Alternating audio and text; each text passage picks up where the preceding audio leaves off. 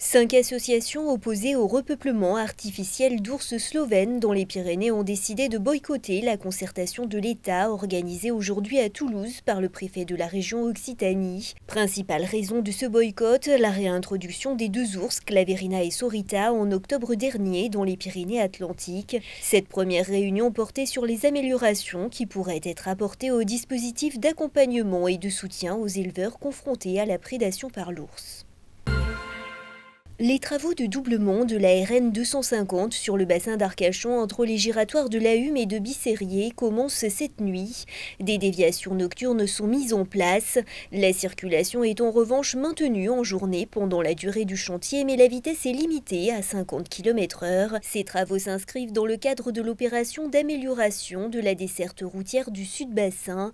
Ils sont réalisés sous la maîtrise d'ouvrage de l'État et financés à 100% par la communauté d'agglomération du bassin d'Arcachon Sud. L'établissement français du sang lance un appel aux dons. Les stocks sont actuellement au plus bas alors que les besoins, eux, sont constants. Le sang collecté n'ayant pas une durée de vie indéterminée, il faut renouveler ces stocks en permanence. En Nouvelle-Aquitaine, il faudrait entre 850 et 1000 dons par jour en mars pour renflouer ces stocks. L'amphithéâtre gallo-romain de Saintes, sélectionné pour le prochain loto du patrimoine. Achevé dans les années 40 après Jésus-Christ, l'amphithéâtre attire chaque année 50 000 visiteurs.